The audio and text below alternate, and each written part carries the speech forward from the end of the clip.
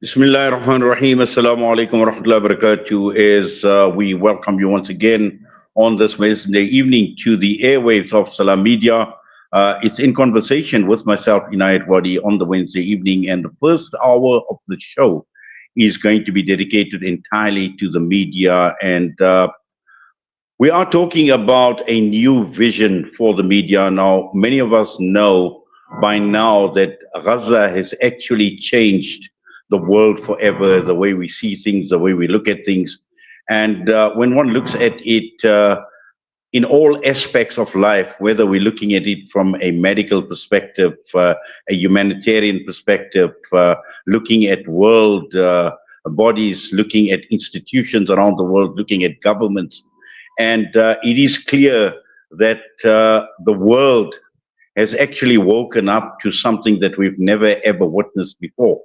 And also, we can say the same about journalism and in journalistic circles, where we've seen coverage of this genocide.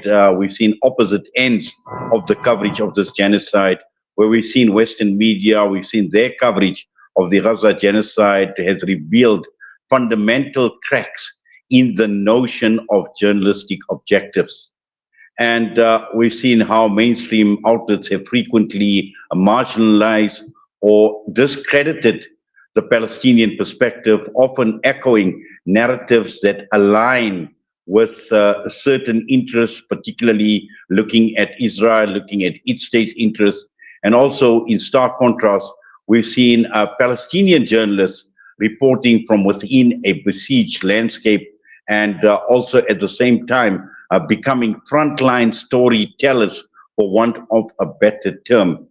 And this is what we want to actually focus on tonight with my guests, to look at what this new vision for journalism actually means, and have journalists around the world woken up to a new dawn as far as journalism is concerned. And we're joined by two guests tonight. We've got Zanele Mji, who is an investigative journalist and also a podcaster based in Johannesburg. She specializes in land reform and land issues globally. Her byline has appeared in the Daily Maverick, the BBC, the New York Times, amongst others. And we also have Deshnee Subramany, who is a communications manager at the Institute for Poverty, Land and Agrarian Studies based at the University of the Western Cape. She's worked in the media for 15 years before leaving the newsroom in 2023. Her last position was digital editor at Eyewitness News, and she's also worked at the Mail and Guardian, Business Day, Huffington Post, The Big Debate, and also Amabongani Center for Investigative Journalism. Zanele, Deshnee, good evening to both of you. Welcome, and we certainly do appreciate your time with us this evening. Good evening. Thank you. Thank you for having Yes. us.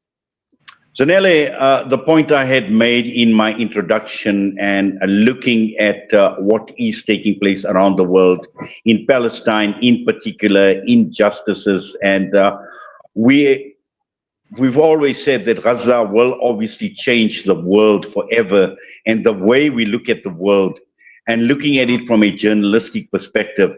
Many journalists we know right across the entire world are starting to have different thoughts, different sentiments that they're starting to express as far as journalism is concerned, and particularly when we're talking about ethical journalism. And many are saying that this is a profession that needs to change, because for far too long have we been under the control of mainstream, of corporate media, and now we see independent media featuring a lot more, and journalists are starting to have different thoughts. Yes, I mean, I will say from a personal perspective, I feel like the last few years have definitely I've experienced them as a crisis of conscience for myself. Going from being someone who's so proud to call myself a part of this profession and to do the work that I do, to seeing how the news coverage, particularly coming out of Palestine, particularly since October 7th, but even before, but it's just become so stark now.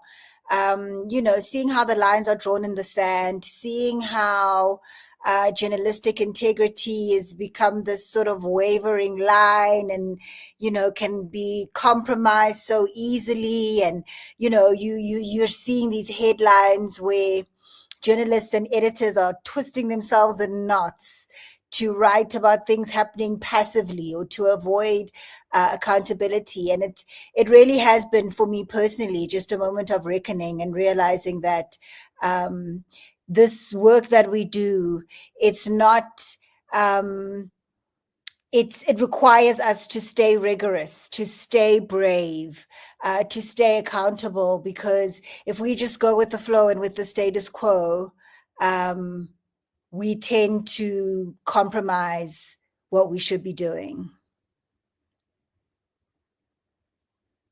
To comment on what you just said with regard to the compromise, because Deshnee, I know you've obviously been following what has been taking place in Palestine as well. You've been at the forefront of a number of campaigns with regard to journalists. You've expressed huge concerns with regard to the killing and the senseless murdering of journalists as well.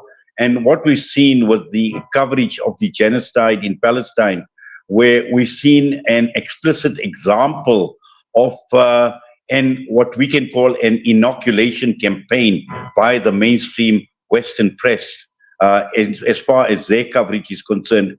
So just, as for looking at it from your aspect and from what you've been exposed to in your 15 years as a journalist, how do you see this profession, and how has that evolved since we've seen this genocide unfolding? I think so. There are many factors that we must consider. And I say this because when I started in the newsroom, I started in 2008. And since 2008 up until 2023, things have changed so drastically and so quickly in a way that I think previous generations of journalists did not have to experience before. The one thing we need to consider is that newsrooms, there are so many different aspects to how a newsroom operates. When we look at, bigger companies that create the media, they are, yes, corporate media, and all media houses have an agenda, but this includes all media. It could be independent media, it could be corporate media, it could also be, even citizen journalism that a lot of people around the world practice. So each one of these things have their own agendas, and these agendas are created by the newsroom itself and by the structures that hold the newsroom in place. So for instance, working in some newsrooms, I've been briefed before that we should focus on the big stories of the day. And the big stories of the day is often what everybody else is reporting.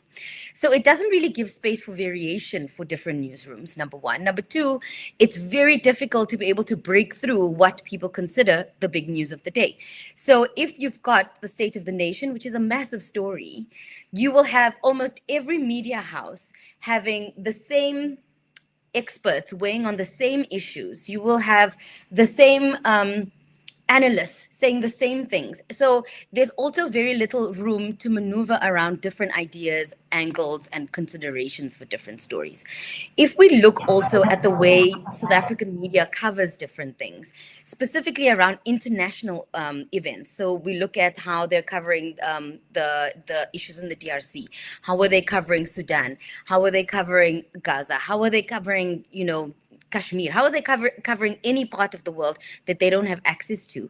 It is often, we've talked about this before, but it is often used, we often use wires like the AFP or Reuters, which have people in different countries that then provide the news. So that has been in place for a long time. But the way in which the media has had to adapt and evolve to the way digital trends have moved, you will find that a lot of newsrooms work around what it is that becomes popular. And, a lot of people will say that that's bad, but this is basically the first time we're able to actually understand what readers want from us, as opposed to us telling them what we think is important. But it is a balance that we need to, be able to maintain. And that is exactly what I think is happening with Gaza. Even if, people might be clicking on a story and it may be the same kind of story over and over, we still need to be able to understand how is it important to the people and to the people we are writing it for, and what does it mean for them in the way they live. I think those are important things to remember. Thank you for that, Deshnee. And Zanele, just following up from what Deshnee has been saying, and she's been talking about adapting, about evolving as well. And I think this is very, very important to understand, looking at it from a journalistic perspective, in terms of how journalists have evolved over a period of time, and also looking at their influence to broader society. Because, as Deshnee said, at one point in time, there were many limitations in terms of, obviously, in terms of the agenda by the various media houses as well, but also in terms of coverage as well of international events. There were those limitations. But we are now living in a very, very different world. We are in a digital world as well. There's a lot more access to a lot more resources as well. And just looking at it from a journalistic perspective in terms of tapping into those resources and again, adapting and evolving into a new era of journalism. I love how Deshnee explained kind of, how the sausage is made, because I think there needs to be a lot of information that's shared behind the scenes. I think where there's this huge trust gap between audiences and journalists, I think that's often down to the fact that audiences often just don't understand how the industry works, how the newsroom functions, and the cycle, the news cycle, and things like that. And I think based on what Deshnee explained about how quickly digital media has evolved and where we are now, I think it gives us an opportunity to move from the need to break news to report first.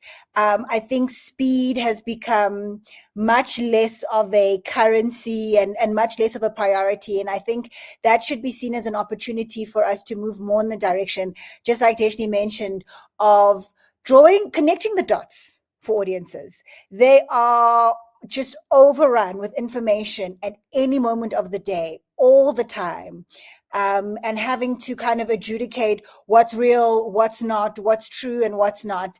And I think this really is an opportunity now for newsrooms and for journalists to really focus on analysis, on kind of avoiding this trap of journalism where we unknowingly almost become mouthpieces for different agendas, because we report the facts, right? We report what happened, we report what was said, who said it, who did it, and kind of leave it there for interpretation. Whereas I think the moment we're in now is really, really begging for members of the media to really strengthen the analytical content of their work. If you can't even get to the answers, right? If this is happening in a region that you don't have access to, at least frame the questions for audiences. I think also we're also at a place where, like Deshnee said, it's now a two-way conversation where the media can speak to people and people can speak back. And I think something that we really could also do better is to connect people to solutions. It's one thing to raise awareness and report constantly on what's going on in the world, but I think the fatigue and the distrust, and I think some of the angst and the aggression that we even see amongst audiences is just a frustration and an overwhelm, and like a not knowing how these issues connect to them and what small things they can do. Even though you're in South Africa, you're struggling yourself, the economy, politically, all of these things are on top of you. I think there's a real responsibility for the media to keep framing the right questions, connecting the dots. You get a quote or a soundbite from someone, and you go back and you contextualize and you connect it to other things they've said and other things that have been reported on the issue. And also then just let people know, this is how it's going with boycotts. This is why we boycott. This is, where resistance movements are. This is what's going on. I think there's this moment we find ourselves now in media. It gives us an opportunity, and it's actually calling on us to shift from just being these so-called objective informers, and actually step into more of a engaged role where we really engage with the content of what we're reporting. Deshnee, just, Zanele spoke about this gap between the media houses and the audiences. That gap, does that gap still exist at this point in time, just from your experience? Yeah, I think the gap exists, but not because the information is not being given to people. I think that, or in my experience, working within the newsroom, it takes a lot of convincing sometimes, especially with kind of set in ways newsrooms, to basically explain to them how and why we should respond to things. And I can give you an example. In 2019, just before COVID happened, in the newsroom I was in at the time, someone had passed away. And so, the history of people dying and using the word dead is that it was short enough to fit on a headline when we were still hand pressing newspapers. It's shorter than saying passed away. And so in a country like South Africa, we are generally quite conservative in the way we, perceive things like this, like death, like birth, like connection. And people said, why do you say dead? It's only animals who die. Surely you should say pass away. And so we had this conversation in the newsroom where we brought this up and we said, look at what we're getting on social media. I think we need to, reconsider how we then phrase this. And it was met by a lot of, resistance from some of the older editors who said that actually, no, this is why we do it this way. It's meant to be factual. Why are we saying passed away? What is the difference between that and passed on? And it became like this conversation around what should and shouldn't be in terms of what could also be, rather than what is actually happening right now. Generally, newsrooms should be having these conversations. I've worked in a newsroom before where we couldn't even have that kind of conversation. What the editor had said would go, and there's no room for that kind of conversation. But eventually, once we changed that and we were able to explain to people, this is what we think, it changed the way people perceived, just how we then write about that. It doesn't change the way they understand journalism or the newsroom necessarily, or even the brand, but it's a small thing we can do just to change how people feel about how we are responding to the information. So the gap is, yes, there has always been that gap where journalists have not had the feedback readily. But as Zanele mentions, I don't think that we are good at sense making. Our job is to make sense of what is happening. Our job is not just to say what happened. I know newsrooms are going through a really difficult time in terms of staffing, funding, and the demands on them, but our job is still to make sense of things. And the biggest way we can actually make that change is when newsrooms themselves come to an understanding of how they are going to move forward. It would be a very brave thing for a newsroom to do what Zanele says, which is go back away from breaking news and move into a space where we are giving people analysis and we are joining the dots. But I don't think newsrooms are in a space where they are ready for that, because they still see, the immediate clicks and responses to stories, and the fact that it needs to reflect the same thing that everyone else is reflecting. I think that they still hold on to that. Even if you watch the news, you can go to all 4 South African news TV stations. They all have the same stories. It's very few and far between where you're going to find a different kind of feature, but the stories are still the same. Even the treatment of those stories is still the same. And these are the things we are taught in journalism school, but not necessarily are able to carry it out, in practice. So I think that the gap will continue to be there if we don't take these tools that we have and use them for the betterment of our product as a collective. If one person is doing it alone, that's not really going to make much change. Definitely. But also, Zanele, it's also, as Deshi says, making sense. But again, which ties in with what you've been saying, connecting the dots, joining the dots, and more importantly, bridging that gap, which is absolutely important and critical. Now, just to give you an example, I started my broadcasting career around when 9/11 had taken place. And since then, I've had the opportunity of covering almost every major event that has taken place right across the entire world, but also taking a look at it from an independent media perspective, not bound by an agenda or by a certain when we look at how corporate media obviously operates as well. So we were not bound by that, a lot more free to be able to analyze, because you speak about analytical content. So, we've been a lot more free, and we found that there is a huge opportunity, there is a huge gap for people wanting to know the alternative rather than listening. And as Deshnee mentioned, you could go to 4 major news outlets and each one would be reporting on exactly the same thing and nothing different is coming out of it. And I think this is an opportunity now for many journalists and particular people who are in independent media to be able to make their judgment call, analyze as well, but also at the same time to bring something completely different to the world of journalism. Go ahead, Jay. Go ahead, Zanele. Oh, yes, absolutely. I think the old way of doing things is done. And I think the numbers reflect it, right? Globally, there's been a shift from traditional legacy media to people turning to smaller independent players. And I think if legacy media cannot kind of move away or gain some flexibility in terms of this like established approach of, you attend the press conference, you get the quotes, you write the story, you file. We're really just, I think we're really leaving audiences, prey to misinformation and disinformation from players who then arrive on the scene and have a camera and a mic and who have an agenda but who are speaking to the perspectives that people have. So we have these audiences at home with their various perspectives and biases and beliefs, and on the one hand you have legacy media reporting on things in these ways that kind of leave a lot to the imagination, don't really ask the questions that people are asking, don't answer the questions that people have, and then that's when you kind of see the shift towards these new players who are charismatic, who are opinionated, who kind of express and play on people's fears and paranoias and feelings, which, right or wrong, people have those anyway.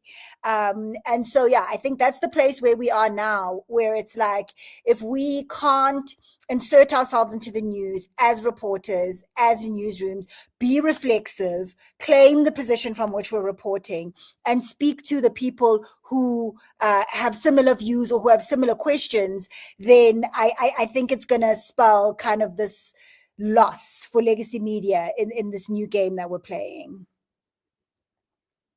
The other night we actually had a meeting with a group of journalists, and one of my colleagues at Salam Media had made a very important point. In fact, it was actually a very, very telling point.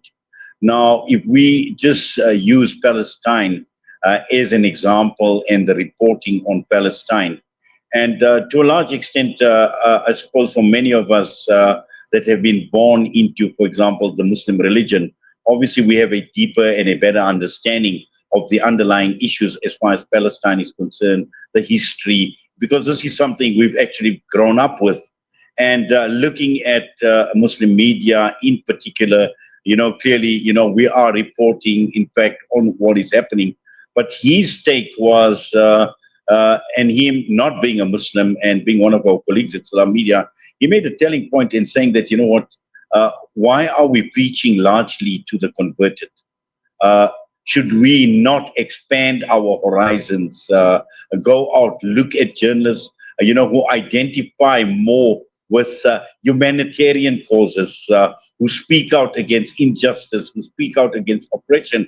And I think this is one of the reasons why I am talking to both you and to Zanele this evening, is in terms of, bringing all of this together in terms of the, what we can bring, and through your experiences, both in the corporate world as well, and also in other forms of media. Just, how can we actually work together to find this new vision, or to revision the media space in this country? Okay, so there are two things here, and I just want to go back to the concept of agenda and newsrooms. All newsrooms, this includes independent media, everyone has an agenda, and the agenda is set in the newsroom and is largely created by who the target audience is. For instance, even Salam Media is humanitarian journalism. The agenda is humanitarian journalism. Agenda is not a bad word. And I think we have used kind of social media language a lot, where we think we give meaning to words within that framework and then use it to become jargon, and that is not, that's not a word that we would use in journalism in a way that we are trying to say it's a bad thing. Everybody, every newsroom, every journalist has an agenda. Whether that agenda has been briefed and what the outcomes of that eventual agenda is, all of those depend on the newsroom and also the ethics itself of the newsroom. But agendas, we must understand, for all the viewers, agendas, every newsroom has an agenda. It has always been this way. You look at a publication like Business Day, the people they cater to and the agenda around what they do is around business. How does this feed into businesses? How does this feed into capital? That is what their agenda is. Then you look at the Mail and Guardian, who, since apartheid has been this kind of, newspaper that focused on human rights, or what is actually happening in particular struggles. It's all created for a particular agenda. So I think that's one thing we need to clarify. The second thing is that Palestine is not a Muslim issue. Not only Muslims were brought up with understanding what Palestine is, and we know that, in fact, because we have seen what the ANC has said, since its inception. We know how we understand what it is. And I think here's the first problem. A lot of the time, people perceive it as a Muslim issue. Jerusalem is the holy site of Christians. When Easter happened, we saw what happened to Christians who were just trying to, celebrate their holiday. Palestine is not a Muslim issue. It is not that. And I think we must be very clear about this. There are Muslim, people all around the world, but that doesn't make the issue a Muslim issue, because it is not fighting the religion. And so when we have this understanding, then we are able to look at the story as a human story. This is not about a religion. It's not about a group of people. It is about people and their basic needs.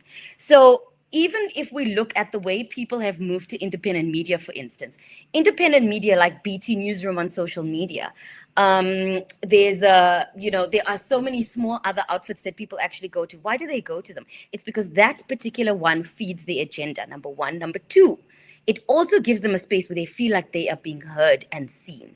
And so if we are to think about how are we going to bring Palestine as a problem into our day-to-day work in newsrooms around the country, if we focus on South Africa specifically, it's also about how do we bring those same issues from other parts of the world into the newsroom. And we do that by sense making. What does this mean for human rights? What does this mean for access to information? What does this mean for people's actual, for migrancy? We talk about, South Africa is a deeply xenophobic society, and you can't change my mind about that. I've seen it. And we don't understand how the effects of things in other countries affect us, and how that then affects migrancy, which then we get upset about and then, affects us. A lot of the time, newsrooms talk about how they are facing, like journalists and especially kind of media management organizations talk about how journalists are facing threats from the public. They're facing threats from the public because they think that journalists don't tell the truth about them. They do not see themselves. They don't see the truth. They know that the journalist is going to come and they're going to then still give, as Zanele said, go to the press conference, say what the minister said, and then file the story. Their story is not there and it's not true to them. So we have to consider how do we then, because this is not just about Palestine or one particular issue. This is about the media in general, especially in South Africa, where we have a history of documenting people's stories in a way that brings truth to power. And power is not, oppression is not just in one way by a state necessarily, or by a race group or a gender group. Oppression is also in corruption. Oppression exists in the VAT hike. You know, there are so many parts to understanding oppression. And so when we start exploring these ideas much wider and seeing them for different angles that they can be, and the sense making of how it will affect my life as a person of the public, then we will be able to start bringing in these conversations, I think. About speaking truth to power as well, and also challenging objectivity, particularly with regard to mainstream media, and if there is an agenda that is playing out. Because at the end of the day, it is clear that as journalists, we must be truthful and we cannot afford to remain neutral. Is that for me? Sorry. Yes. I can ask Zanele also to comment. No problem. Okay. Please go ahead, Deshnee. Okay, I'll be quick and then you can come in. So yes, objectivity is a fallacy. People tell you the journalist must be objective. There's no such thing as objectivity. You are a human being. You come with all the experiences that you have, as well as the experiences you've been told. The point of objectivity in journalism is to take all those experiences and understand what is the fair way to explain what this means to you and what this means to your audience. That is how we actually deal with it. We cannot be neutral in terms of picking what it actually means for people, but we still have to be fair and hear all the angles before we can say this is exactly what it is. Telling people what the issue is not sitting neutrally or sitting on the fence. It's also not objectivity. It is being able to make sense and explaining to your audience how you made sense of that, so that they too can understand where it comes from and they can make their own opinions. Yes, Zanele, would you like to comment? Oh, absolutely agreed. I think as a journalist, the most objective thing you can do really is ever just be really rigorous about locating yourself within your work, within your coverage, owning your perspective as a newsroom, owning that voice that you have. And that's how you build the audience's trust. And that's how you then, like Deshnee says, every newsroom has an agenda, every newsroom has a target audience. And so that's how you you report in a way that's rigorous, but that's also true to your audience. And that kind of builds that trust between yourself and them, because any sort of the who, what, when, why idea of objective journalism really is just replicates existing power structures all the time. So yes, but also Deshnee, let's just move on and let's talk about activism in journalism. Because for me, one of the biggest lessons that we've learned out of Palestine is, when one looks at balance reporting or artificially trying to balance things, or when someone tries to be impartial in the face of all the injustices that have occurred,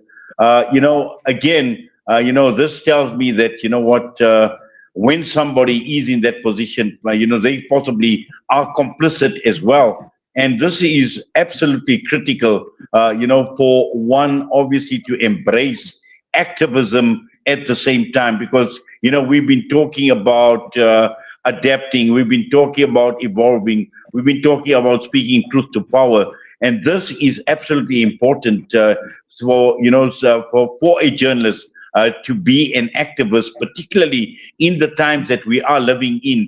And let's not only just focus on Palestine. You mentioned that there are injustices right across the entire world. We're looking at economic injustice, we look at social injustice, societal injustice, socio-economic injustice.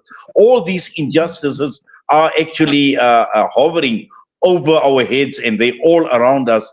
And this is the reason, and gives more reason for journalists to become activists, so they can connect with what the impact and the consequences these injustices are having on their audiences and the average person in the street. I think also, media companies have become quite comfortable to sit in the concept of objectivity. It's because it has been done for so long. It doesn't require them to put in too much work to actually consider a new way of doing things. And I think that that is a really dangerous situation that we find ourselves in newsrooms. In terms of activism, I mean, I became a journalist because I wanted to be an activist, and an activist who could afford to, live a life on her own. You can be an activist and you look at, some of the civil society organizations and just how they are struggling just to be able to provide transport for some of their leaders, for instance, be able to get food on the plate for people who are actually fighting for huge groups of people to be able to access a way of living. So activism for me came in the form of journalism. And in that form of journalism and activism that I took on there, and this is just personal, this is, it's going to be different for everybody.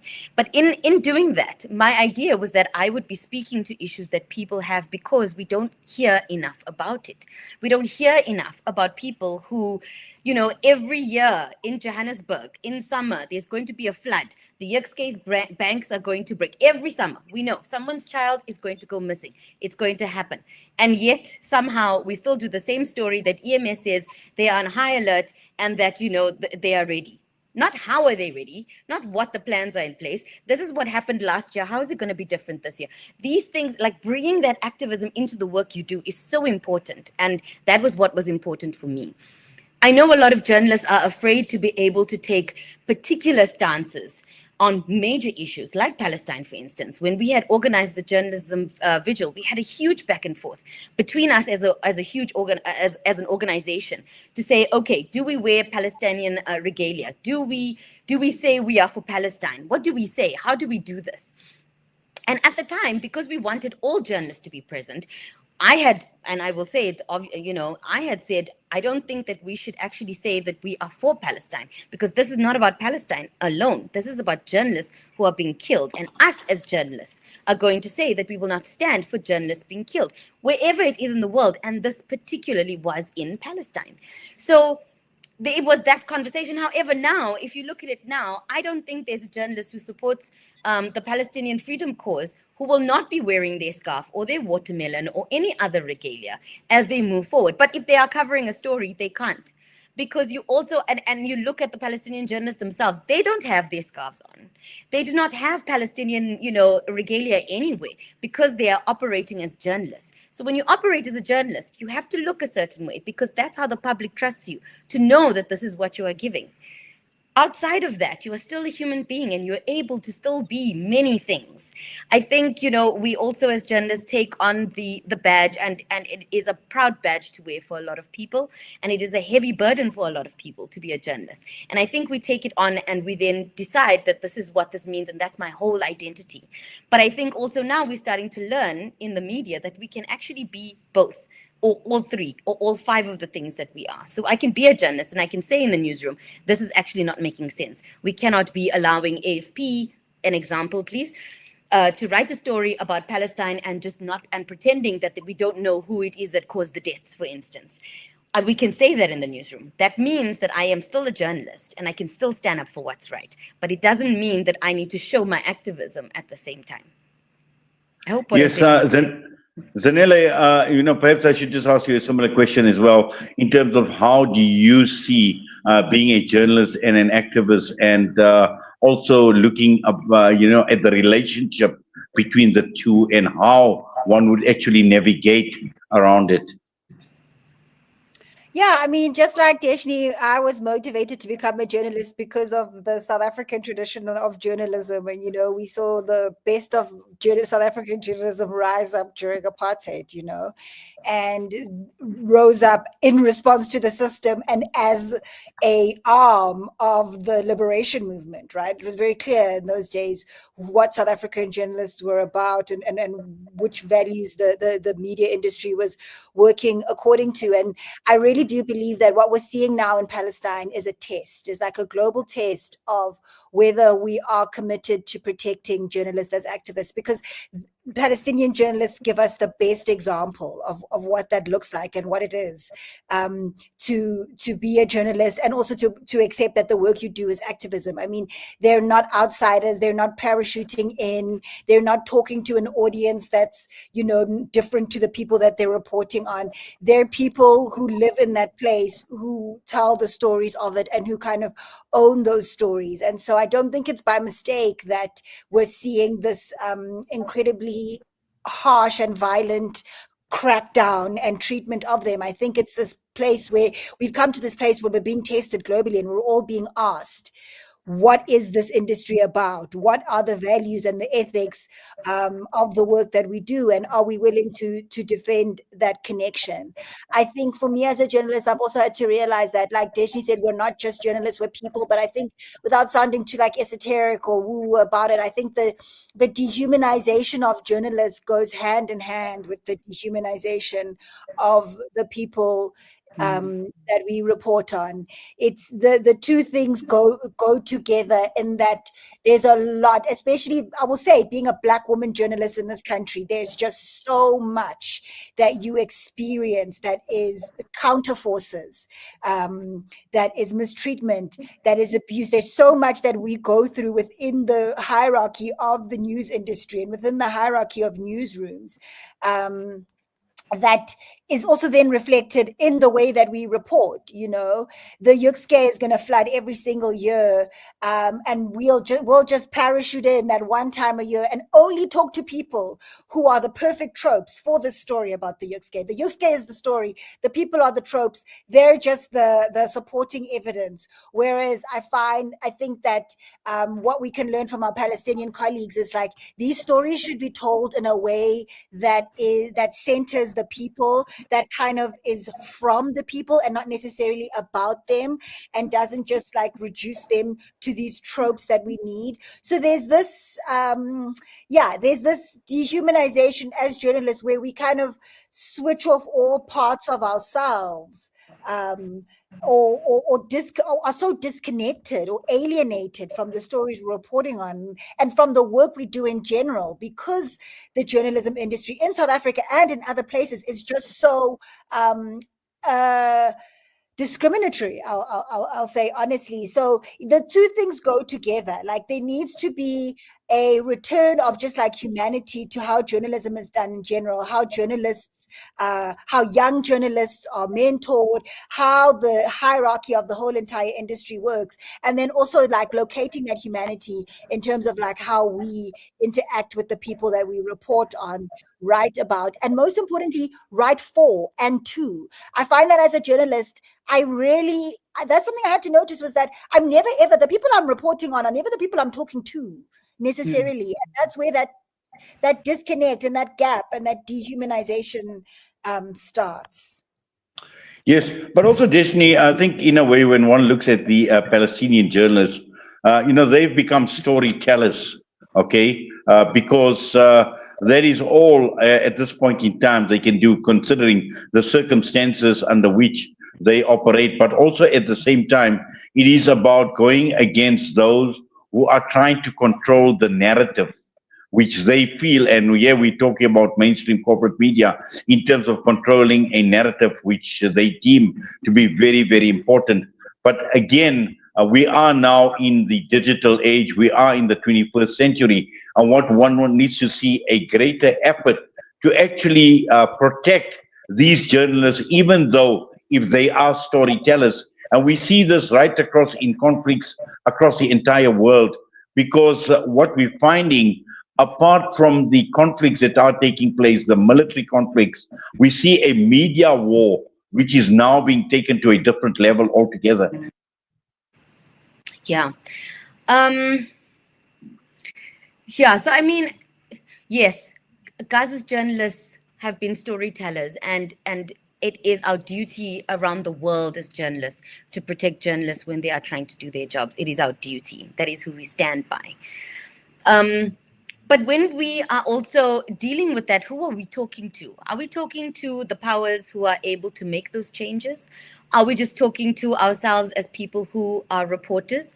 You know, because journalism is so varied, right? You've got editors, you've got commissioners, you've got sub editors, you've got layout. There are so many people that are involved in journalism. So who are we speaking to? Who are the people who can make these decisions and make these changes for us? You know. So I think one of the things we must also just keep in mind is that while we are protecting journalists, we must remember what we are protecting them from. So we can say that we are trying to protect them from being killed, but we as journalists can't do that. So what can we protect them from? We can protect them from fake news. We can protect them from news that is disinformation specifically. We can protect them from being used as puppets, from being used as these stereotypes and tropes, as Zanele has highlighted. We can protect them from those things. And how do we do that? We do the work ourselves to tell the truth. Digital space in media has so many setbacks in terms of just how fast things are changing. How do you, verify that a picture is correct? And we see it now in a lot of the international media and the kind of fabricated images, videos, etc., that they've been using to push Israel's agenda. We have seen it. But this can easily happen with any story, no matter what the agenda is. We need to be able to protect them from that. So how do we then, when we're talking about digital resources, what are they? They are the digital media, there's the digital news, there's social media, we have greater access to studies, to research reports, much faster, greater access to these kinds of things. But how do we use them, and are we actually equipped to use them properly? I think about often, Zanele was talking about how do we brief journalists, how do we mentor young journalists. The newsrooms I grew up in, editors told us that you must go in there and you must take a video or take a picture of the woman who's crying and sitting on the mattress on the floor when she's lost someone. That is like one of the most unethical things you could actually do. But that is what we were briefed to do. And these are the editors who are now sitting in decision-making positions, telling people what the right way to do journalism is. They may not be in the newsroom, but they are there, and they're the ones who decide what good journalism looks like. They are the ones complaining about how journalists are just not doing their jobs. But when I was there, they were not very good at briefing people in an ethical way, in a kind way. And when it was brought up, it was shut down. So, I also want to just highlight that, elder journalists just kind of left this gap. I am now 37 years old, 35 when I left the newsroom. And I was supposed to be a decision maker and a briefer that was operating at the same level as someone who was 45 in the same position. And I've had to rebuild that particular newsroom and the way that newsroom is done because, older journalists is kind of up and left. And then, they have a lot of opinions now about how journalism is done. The academic space in journalism is sorely lacking. So there isn't even space to break these down in the academic space and kind of get to a new way of thinking. So there are so many things that is wrong with journalism at the moment, and this does not take away from the hard work that I see journalists putting in every day, that you see them do every day. We do not do this job for the money. I can tell you that much. And I mean, we don't do this for the money. We do this for the love and the passion and what we believe in. And I don't take away from those people's work. I don't take away from the people who are behind the scenes just trying to get through the day every day. But it is important that we also hold our journalistic bodies to account. Who is doing the work? Who is preparing people? Who is teaching people? And how is it being done? We don't know. Why was I the only teacher? Do you know what I mean? It's like you're basically left by yourself, your own devices, and you're the one who has to kind of deal with this. So there are many things wrong in the way the system of journalism works in South Africa. There is a breakdown on many levels, and we must consider this as we think about the solutions. Yes, Zanele, I saw you nodding your head when Deshnee spoke about holding journalists, holding media houses basically to account as well. And this was going to be actually a leading question in terms of accountability and just to understand how does one actually hold them to account, because at the end of the day you see yourself possibly as a voice for change, a voice that wants to make a difference in the journalistic world, and also at the same time to connect with your audience, to become a voice for the voiceless as well. But if you are not allowed to achieve what you want to, or whatever objectives you've set out to, how does one actually hold the powers to be to account?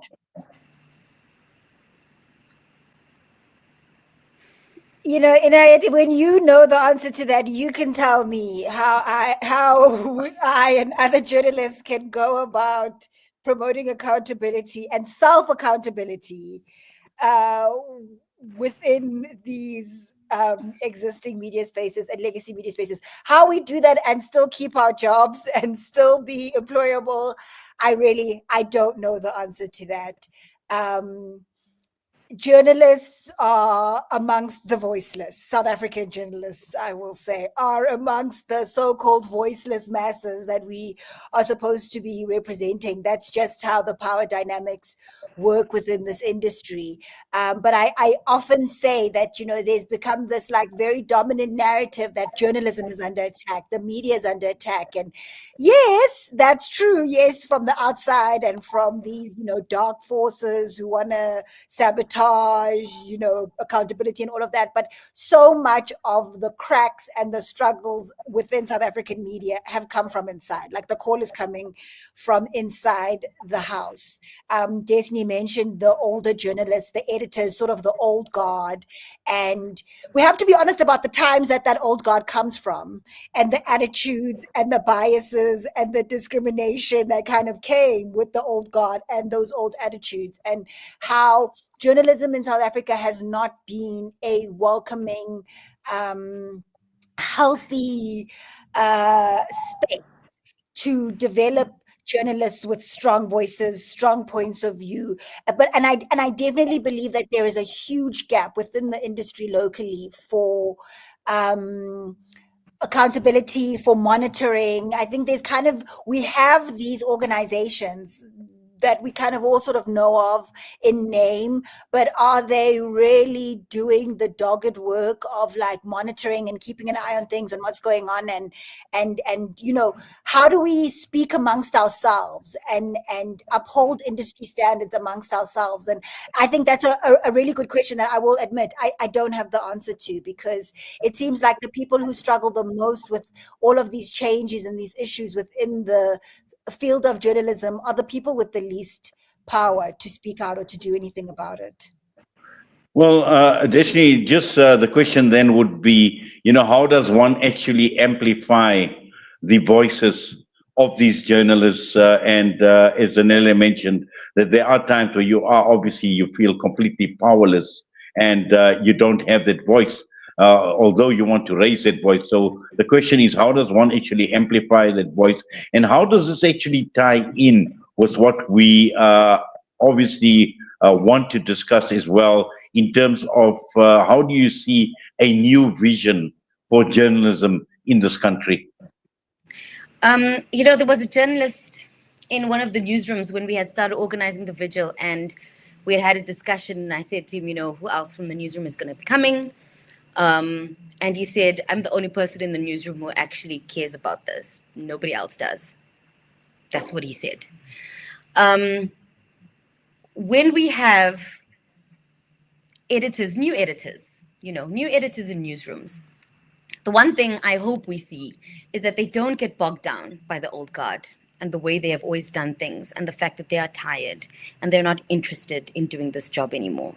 I hope that they have each other to hold and to walk through as they get, to a point of what they actually want to achieve.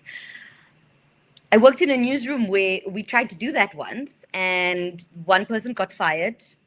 One person, a lot of stuff happened in that newsroom. It was really bad. And one of the people who was part of orchestrating that is, quite a big name in media. If people had to tell them, no one's going to believe them. That same journalist, very big name, tried to blackball me in the industry to try to stop me from getting a job after I had resigned from that particular position. They don't know that I know, but because I'm really good at what I do, and I know I'm good at what I do, and I put in the effort to be good at what I do. The person who was told about these things about me told me, this is what this person said. When we have structures like this, and we are talking about accountability, how do we bring stories into the newsroom? These are the physical current problems we are dealing with.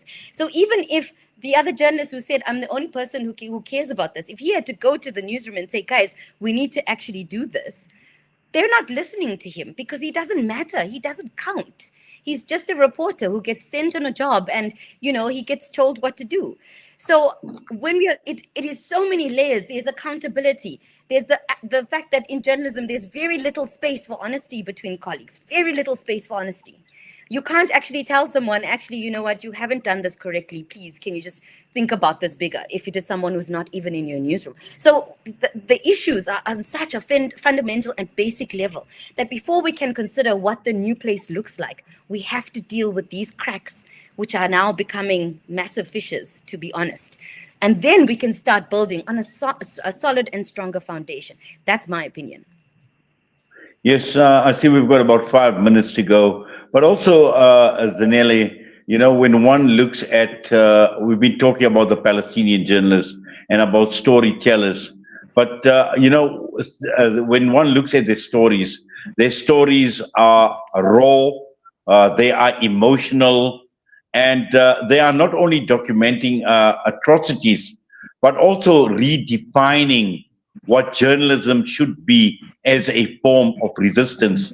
And you spoke about lessons, from the Palestinian journalists. And for me, I think this is a huge lesson for all of us to take in terms of how do we define journalism as a form of resistance, and more importantly, reclaiming journalism for ethical purposes. Yeah, absolutely. I think another thing I'd like to mention when it comes to journalism as activism and as a form of resistance is I think a huge push for that needs to be the protection and honestly the resurrection of local journalism. Localized journalism, people reporting from their context for the people in that context, people who have stakes in what's going on and who have, the community connections and all of that. I think the loss of local journalism and the dissolving of that level of media coverage, I think has been a huge it's been a huge contributor to this imbalance that we now see where, the most powerful people, the players left in the media industry, even in South Africa, like the strongest players are, a certain set who are at the top, who dominate locally, and then it's international media. And I think without that like strength of local journalism, local coverage, people owning the stories that they tell and living amongst the stories, being able to update constantly, being able to know what's going on, having that contextual understanding, I don't think we're going to be able to fix these challenges that we have with journalism. Because like if we take it back to the roots and to the tradition of journalism in South Africa, that's what it was. It was people who are located within these places, who are noticing the challenges around them, who are speaking up with their community, for their community, on behalf of their community. And so I think in order to kind of fight a lot of these like power imbalances that are compromising journalism, that are compromising their coverage, we really, really, really need to resurrect and protect and grow and strengthen local community-based journalism. Well, Deshnee, we've got about 2 minutes actually, and just very quickly going through to you in a minute some final thoughts before we get to Zanele to say the final word. Yeah, I think I just want to echo exactly what Zanele said about local media. I do think also the public needs to really get involved with what their media is telling them. Speak to people, say what you can, write the letters, phone in, put the comments on the Instagram post, do what you can to say what it is you want, and don't stop fighting for what you need. Sometimes journalists need a rude awakening, media houses need that. So if you can say something, please do so. So that's my biggest thing, asking the audience to please support what they're looking for. Thank you. Zanele? Yeah, we don't do what we do to be popular. We don't do what we do to please people. And that's very hard to reconcile with the current moment we find ourselves in, where engagement is everything, likes and shares and all of that. And so I understand the game we're playing now, but I think we just have to remember that we're not in this to be liked and to please people. That's not what ethical and rigorous reporting does. Well, Zanele Mji and Deshnee Subramany, I'd like to thank both of you for taking time out. And I know we've just basically scratched the surface. There's just so much more, and I'm sure over a period of time we would be able to delve into a lot more. But for now, thank you. And I think we've opened up a whole new discussion on journalism, and more importantly, in terms of finding that new vision for journalism in the country, and not only in the country, but also globally as well. But as always, we do appreciate your time. To both of you, have a wonderful evening, and thank you once again. Thank you so much. Good night. Bye-bye. Zanele Mji and Deshnee Subramany with us this evening right here on Salam Media, which brings us to the end of part one of tonight's In Conversation with myself, Inayat Wadi. And when we come back, we'll be taking a look ahead at the plan action on the 28th of April, which is taking place next Monday, and this at the Egyptian Embassy, and with a clear objective in mind, making demands to the Egyptian government that you have left the Palestinians, you, the immediate neighbor, has left the Palestinians to hang out to dry. The Rafah crossing is closed, and you need to open that Rafah crossing. And we will be joined by Khalid Bauda, Shamshad Sayed, and Maulana Abdul Khalik Ali immediately after this.